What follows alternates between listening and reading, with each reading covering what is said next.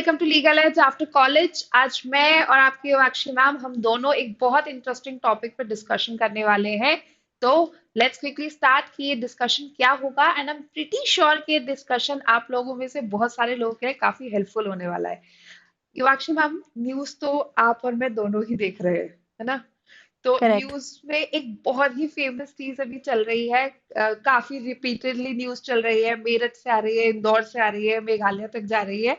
But I guess जो एक bigger question हमारे सामने है वो ये है कि हम एक टॉक्सिक रिलेशनशिप से अपने आप को कैसे सेव कर सकते हैं।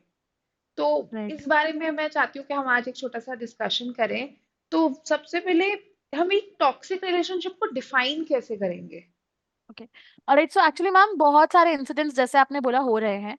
तो एक टॉक्सिक रिलेशनशिप मेरे हिसाब से एक ऐसा रिलेशनशिप है जहाँ पे सबसे पहले आपकी मेंटल हेल्थ अफेक्ट हो जाती है। ट्रू। आप दोनों पार्टनर्स के बीच में एक अंडरस्टैंडिंग नहीं है, you do not have a basic respect, mutual respect towards each other. जैसे कि अभी जो सोनम रघुवंशी का रीसेंट इंसिडेंट हुआ, why you have to get married if you are not happy with a person? आपने टेक्निकली अपने पर्सनल फेथ के लिए उसकी लाइफ खराब कर दी। तो this is a very good example to understand toxic relationship, जहाँ पे एक पार्टनर ना दूसरे पार्टनर की रिस्पेक्ट कर रहा है, ना उनके बीच में कोई लव या फिर सेल्फ केयर का कोई रिलेशनशिप है, और कोई अंडरस्टैंडिंग तो दूर दूर तक है ही नहीं। आई थिंक इसका सबसे बड़ा इम्पैक्ट आपकी मेंटल हेल्थ पे पड़ता है eight the end of the day. And साथ में फिर फिजिकल वॉयलेंस जो चीज हो रही है वो तो उसका बाय रिजल्ट है, या फिर कहना चाहिए कि उसको फॉलो करता है after after your mental health being sacrificed. Directly आपकी फिजिकल वेलबींग पे वो चीज आके खत्म हो जाती है। So I think this is in end all और the concept of toxic relationship. अब प्रियंका मैम, मैं बस आपसे एक चीज पूछना चाहती हूँ कि हम लोग ये तो बहुत हाइप करते हैं कि females are suffering from toxic relationship. What is your view point on the same, कि are just the females victim और even the males are victim to it? I actually have female and male friends both. तो अगर मैंने toxicity को जैसे analyse किया है ना, तो मैं टॉक्सिसिटी को तीन कैटेगरीज में डालूंगी कि अल्टीमेटली आई वुड से कि this is toxicity. Physical abuse is one toxic relationship. जैसे आपने कहा mental abuse in is another toxic relationship, physical harm हो या मेंटल हार्म हो। तीसरा और चौथा जो मैं अभी रिसेंटली देखने लगी हूँ, अब चूंकि या तो ज्यादा विजिबल हो गया है, लोग वोकल हो गए हैं इस चीज हम्म। के लिए, इमोशनल मैनिपुलेशन। लोग रियलाइज नहीं करते but this is also another toxicity जहां इमोशनल एक मैनिपुलेशन हो रहा है। गैस लाइटिंग हो रही है, जहाँ पे करेक्ट। ज्यादातर लोग विक्टिम होने का, टू बी वेरी ऑनेस्ट, एक थ्योरी ये भी हुई थी कि the reason why Sonam surrendered is basically she wanted to portray herself as a victim. Victim. तो टॉक्सिसिटी में लोग विक्टिम होने का पोर्ट्रे करते हैं, गैस लाइट करते हैं, इमोशनल मैनिपुलेशन करते हैं, और इसी वजह से शायद एक बहुत ज्यादा मेंटल हेल्थ इफेक्ट होती है। एंड जिस तरह के रिसेंट इंसिडेंट न्यूज पे सामने आ रहे हैं या फिर हमारे आसपास भी हम देख रहे हैं, it's not just females but there are also males who are getting affected. हम किसी एक जेंडर सेंट्रिक तरीके से नहीं बोल सकते कि एक सिर्फ यही जेंडर है जो है वो इफेक्ट हो रहा होगा। बस सैड पार्ट ये है कि एक जेंडर को प्रोटेक्ट करने के लिए हमारे पास बहुत सारे लॉज हैं, और एक जेंडर ऐसा है जो शायद खुल के ये एक्सप्रेस भी नहीं कर पा रहा है पेट्रियार्की की वजह से या फिर लॉज ना होने की वजह से, कि how they are getting affected due to toxic relationships. तो जैसे अक्षय मैम, अगर मैं जेंडर सेंट्रिक में अगर फीमेल्स की बात करूं, तो आपको लगता है कि किसी टॉक्सिक रिलेशनशिप में वो प्रोटेक्टेड है, या वो अपने आप को कैसे प्रोटेक्ट कर सकती है? या यदि हम लीगल एस्पेक्ट की इसके ऊपर बात करें तो हमारे पास काफी सारे प्रोविजंस हैं जो फीमेल को एक हेल्प करते हैं टॉक्सिक रिलेशनशिप से मूव आउट करने के लिए। And they have so many list of legal rights. Like if they have an incident of domestic violence in their home going on, तो they have a separate legislation. तो हमारे पास भारतीय न्याय संहिता में तो प्रोविजंस है ही उसे प्रोटेक्ट करने के लिए। एंड इनफैक्ट अब जब आईपीसी बीएनएस से रिप्लेस हुआ, तो भी वो प्रोविजंस को और स्ट्रिंजेंट फॉर्मेट में और बेटर डेफिनेशन के साथ इनकॉर्पोरेट किया गया। Plus we have protection of women from domestic violence act, जो सालों से हमारे पास है, जो फिजिकल, मेंटल, वर्बल, इमोशनल हर काइंड की अब्यूज को कवर करता हुआ आ रहा है। तो आई थिंक ये सबसे बड़ा एक मतलब लेजिस्लेटिव फ्रेमवर्क है जो फीमेल्स को आज हेल्प कर रहा है। उसके अलावा मैम, डू यू थिंक कि after replacement of BNS with IPC we have adequate provisions under BNS also to help female from toxic relationships? Ma'am if you not talk just about BNS. Not या BNS, not just BNS, मुझे लगता है बहुत सारी जगहों पे अगर BNS silent भी है ना, तो बहुत सारी जगहों पे सुप्रीम कोर्ट ने इतना ज्यादा इम्पावर्ड कर दिया है वुमेन को। So for an example, if you have a live-in relationship, live in hmm. Relationship में होने वाला फिजिकल और मेंटल अब्यूज दोनों ही यहाँ पे सुप्रीम कोर्ट कवर कर रहा है, जहाँ पे एक वुमेन को करेक्ट। एडिक्वेट जो है सपोर्ट प्रोवाइड किया जा रहा है। हम्म। और अगर किसी तरीके का हरासमेंट जो है वो ऑनलाइन प्लेटफॉर्म पे हो रहा है, तो हमारा आईटी एक्ट इस चीज को कवर कर लेता है। तो बीएनएस जहां कहीं भी अगर लूज भी हो रहा है ना, so there are other provisions available जहाँ पे वुमेन बहुत अच्छी तरीके से जो है काफी हद तक एक टॉक्सिक रिलेशनशिप से प्रोटेक्टेड है। जो मेन रीजन मुझे मेन ड्रॉबैक लगता है वो ये identification of a toxic relationship. Correct.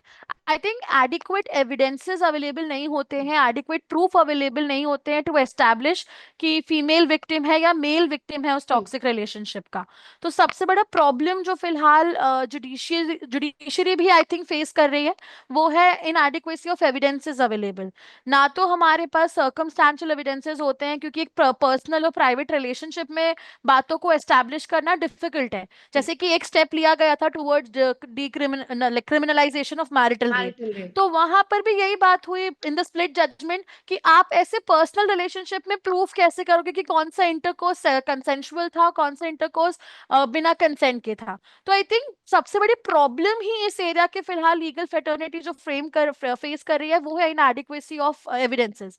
But then females के पास at the end of the day दूसरे बहुत सारे पर्सनल लॉज है जहां पे वो एविडेंस वाली प्रॉब्लम फेस नहीं करते।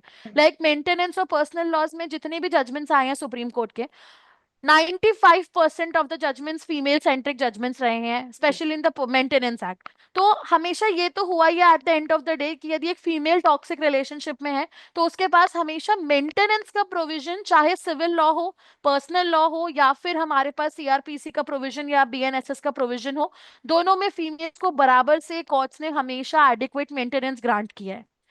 प्लस जो नए लॉज आ गए हैं I think free legal add के फॉर्मेट में, in the format of legal service authorities act etcetera, वो तो एनी वे प्लेटफॉर्म प्रोवाइड कर देते हैं फीमेल को to seek free legal aid also, तो उनको वो भी स्ट्रेस नहीं है। तो इस फॉर्मेट में आई थिंक फीमेल्स के लिए बहुत एडिक्वेट लीगल प्रोविजंस अवेलेबल हैं जो उन्हें हेल्प कर सकते हैं to move out of a toxic relationship. But ma'am, do you think कि ये जो लीगल प्रोविजंस अवेलेबल हैं, इनकी अवेलेबिलिटी डिफरेंट एस्पेक्ट में है to a female living in urban area and a female who is living in a छोटा सा गांव area? Do you think that, like, this is a generic question with respect to it, but what are your views on the given point? फिर very honest मुझे लगता है कि अगर मैं स्टार्टिंग से इसे शुरू करती हूँ तो मेजर प्रॉब्लम जो हो रही है वो आइडेंटिफिकेशन ऑफ अब्यूज में है।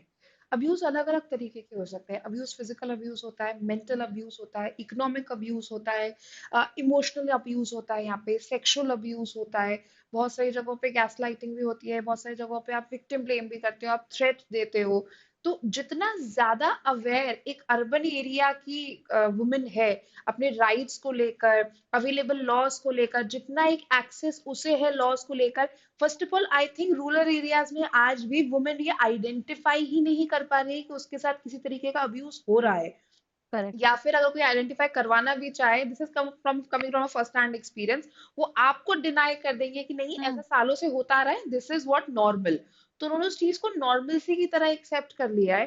तो this is how they have accepted it. Now उस अब्यूज का आइडेंटिफिकेशन है, और अगर आइडेंटिफिकेशन है भी तो फिर उस पर सरेंडर कर दिया जाता है, because they are not aware about the laws, they are not aware about their rights, और उसको आगे प्रोसीड करना भी नहीं है। और गिना चुना कोई व्यक्ति अगर उसे प्रोसीड करना भी चाहता है तो वहां पे फिर poverty, illiteracy, lack of access to education, lack of awareness of rights की वजह से वो जस्टिस वहां पे एक्सेस भी नहीं कर पाते हैं। तो ज्यादातर अब जो राइट्स के लिए जो डिमांड है, जो ज्यादातर हम देख रहे हैं कि कोर्ट के डिसीजन वुमेन के फेवर में आ रहे हैं, वो या तो अर्बन एरियाज या सेमी अर्बन एरियाज में आ रहे हैं। बट अभी भी rural areas and specially remote rural areas में आज भी वो अब्यूज एज इट इज ही कंटिन्यूड है, और आज भी टॉक्सिसिटी वही है। But correct. These are something related to women. जो मुझे सबसे ज्यादा हैरान करता है वो ये है, कई बार हम बात करते हैं ना जेंडर बायस लॉज के बारे में। वुमेन के लिए तो हाँ भारतीय न्याय संहिता है, वुमेन के लिए डोमेस्टिक वायलेंस एक्ट है, लिव इन रिलेशनशिप तक में हम टॉक्सिसिटी को आइडेंटिफाई करके उस अब्यूज को रिजॉल्व करते हैं। We have information and technology act, we have Supreme Court's decision. But what about the other gender? Okay, for males I think laws की तो काफी कमी है, क्योंकि यदि हम बीएनएस का चैप्टर भी उठा के देखें सेक्सुअल ऑफेंसेस वाला, तो वो सब अगेंस्ट फीमेल है, जहाँ पे मेल अक्यूज्ड है और विक्टिम हमेशा फीमेल है। बट आई थिंक इसमें कोई भी डाउट नहीं है कि मेल्स के पास बहुत कम लॉज ऐसे हैं जो जेंडर न्यूट्रल हैं, and they have a right to claim, to safeguard themselves from any kind of toxic relationship. जैसे कि अभी जो तीनों चारों इंसिडेंट्स हुए, there are so many reels floating around the social media कि मेल्स को डरना चाहिए, उनकी लाइफ खतरे में है। बट आई थिंक कुछ जनरल लेजिस्लेशंस हैं अभी भी, जैसे बीएनएस में हमारे पास प्रोविजंस हैं related to criminal assault and force. तो बेसिकली जो जनरल प्रोविजंस है वहां पे एनी डे मेल जो है वो क्लेम कर सकता है अपना राइट अगेंस्ट अ फीमेल। तो यदि फिजिकल वायलेंस मेल के साथ हो रही है फ्रॉम अ फीमेल, तो उनके पास एक्सेस है to different provisions under BNS of criminal assault and criminal force. उसके अलावा जनरल प्रोविजंस जो ऑफेंसेस अगेंस्ट ह्यूमन बॉडी में अवेलेबल है, ग्रीवियस हर्ट हो गया, क्रिमिनल इंटिमिडेशन हो गया, ये सब प्रोविजंस अभी भी जेंडर न्यूट्रल हैं। लेकिन यदि हम ये बोले कि क्या बीएनएस एंटायरली जेंडर न्यूट्रल है, तो ये कहना एकदम गलत होगा, क्योंकि बीएनएस का एक चैप्टर डेडिकेटेड है जो मेल को विक्टिम नहीं बल्कि अक्यूज की तरह पोर्ट्रे कर रहा है। तो ये कहना बहुत ज्यादा डिफिकल्ट होगा। Ma'am, what do you think, कुछ और लॉज ऐसे हैं जो फिलहाल मेल को सपोर्ट कर रहे हैं to save themselves from toxic I guess relationships? Information and technology act भी एक तरीके से जो है ना वुमेन सेंट्रिक नहीं है। वो भी दोनों ही जेंडर्स को यहाँ पे सपोर्ट करता है। पर मुझे लगता है लेजिस्लेशन से बियॉन्ड जाके जो प्रॉब्लम है वो है आइडेंटिफिकेशन ऑफ द टॉक्सिसिटी, कि मेल्स यूजुअली आइडेंटिफाई नहीं कर पाते हैं टॉक्सिसिटी को। अभी रिसेंट इंसिडेंट के बाद I was discussing this one of the colleague कि आई थिंक सबसे पहला जो स्टेप्स है, अगर मैं थोड़ा लेजिस्लेशन से हट के बात करूँ, इस for you need to understand कि हाँ टॉक्सिसिटी है। आपको वो टॉक्सिसिटी पहले करेक्ट। आइडेंटिफाई करनी पड़ेगी कि वो किस तरह की टॉक्सिसिटी है, मेंटल है, फिजिकल है, इमोशनल है, इकोनॉमिक है। Then you need to set a boundary, कि यहाँ आप एक बाउंड्री हम्म। ड्रॉ कर दें अपने पार्टनर के लिए, be it a romantic relationship, live in relationship or a relationship created by marriage, कि आप पहले वहां पे एक बाउंड्री ड्रॉ करें। बाउंड्री ड्रॉ करने के बाद भी अगर वो टॉक्सिसिटी एग्जिस्ट करती है, और वो टॉक्सिसिटी अगर इस तरह की है कि वो आपको किसी तरीके का फिजिकल, इकोनॉमिकल या मेंटल हार्म दे रही है, तो then you can approach the authorities, अगर जो लॉज यहाँ पर अवेलेबल है। बट अगर किसी तरह के लॉज यहाँ पे अवेलेबल नहीं है, अब जैसे रिसेंटली इस केस को मैं अगर देखती हूँ, इससे पहले मेरठ में जो केस हुआ था उसको मैं देखती हूँ, तो I think the best time is to end the relationship और टेक द आउटसाइड हेल्प, जो कि एक्चुअली करेक्ट। जरूरी है। जो आजकल ये एक पर्टिकुलर जेंडर है जो उसको रिकॉग्नाइज नहीं कर पा रहा है, कि मेंटल अब्यूज या मेंटल टॉक्सिसिटी में कितना इस हेल्प को एक्चुअली में रिकॉग्नाइज करना चाहिए। बट या And plus, I think there are many NGOs also right now who are yes, working for male genders rights and laws. तो I think मेल्स को अब हाई टाइम है टू आइडेंटिफाई कि कहाँ पे उनको एक बाउंड्री, क्योंकि फीमेल्स ये चीज बहुत टाइम से समझ गई हैं कि उन्हें कब उस टॉक्सिक रिलेशनशिप से बाहर निकलना है। They have been empowered to that end, especially in rural areas, not talking about like in urban areas, not talking about rural areas anymore.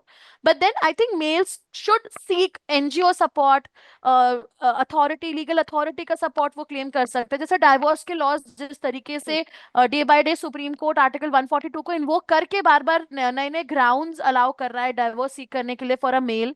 Plus custody के केसेस में भी अभी एग्जाम्पल जुडिशरी बहुत अच्छे से सेट कर रही है कि a male can also have a custody of their child, right?